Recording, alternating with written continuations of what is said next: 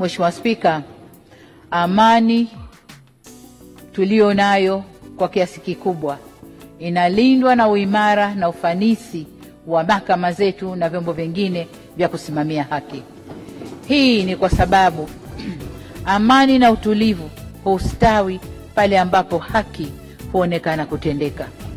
Katika kuimarisha utawala wa sheria, kuongeza wajibikaji na ufanisi, kupunguza malalamiko ya wananchi na ucheleweshaji wa mashauri, niliunda tume ya Rais ya kuangalia namna ya kuboresha mifumo ya haki jinai. Mapendekezo ya tume hiyo yanaendelea kutekelezwa na taasisi mbalimbali. Kwa kipindi chote, mahakama imeendelea kuwa huru na kamwe serikali haikuingilia mahakama katika kazi zake.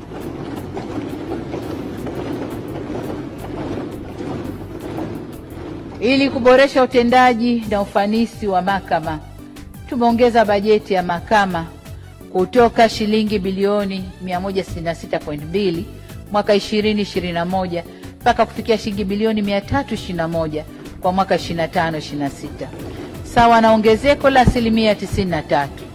Vile vile tumeongeza idadi ya majaji, mahakimu na mawakili wa serikali, na nafarijika kwamba tumezingatia uwakilishi wa kijinsia. Katika kipindi hiki pia nimeteua majaji wapya 83, ambapo majaji wa mahakama ya rufani ni 15, kati yao 4 ni wanawake, na majaji wa mahakama kuu 68, kati yao 30 ni wanawake. Aidha,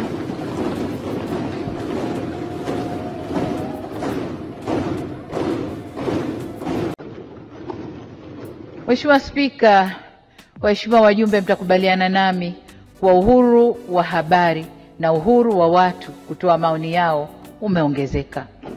Majukwaa ya kutolea habari nayo yameongezeka tofauti na hapo awali. Sasa hivi, kutokana na kukua kwa matumizi ya mtandao na kuongezeka kwa majukwaa ya kidigitali, habari nyingi zinapatikana kiganjani. Serikali imetoa leseni kwa magazeti na majarida 356, vituo vya redio 247, vituo vya televisheni 68, redio na televisheni za mtandao ni 325 na blogs 72. Tuna magazeti ya kila siku na kamwe serikali haijafanya uhakiki wa habari kabla hazijachapishwa au kuandikwa. Tunafanya hivi tukiamini kwamba waandaaji wa maudhui haya ni watu wenye weledi wa kutosha na kwamba tunafanya ustawi wa demokrasia yetu hutegemea sana uhuru wa vyombo vya habari. Tunathamini na kutambua mchango mkubwa wa vyombo vya habari katika kuelimisha jamii, kupambana na maovu pamoja na kuhimiza uwajibikaji. Katika kulinda na kutambua michango ya waandishi wa habari kwa jamii, tulifanya marekebisho ya sheria ya huduma za habari ya mwaka 2016 na kanuni zake. Pia tuliandaa tuzo za Samia Kalama Awards kutambua waandishi wa habari za maendeleo Tanzania.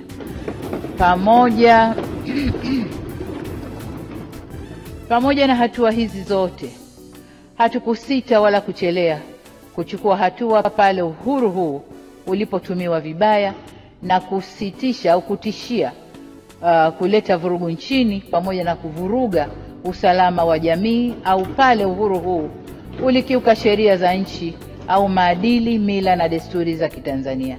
Hivyo basi, tutaendelea kusimamia uhuru wa vyombo vya habari wakati wote.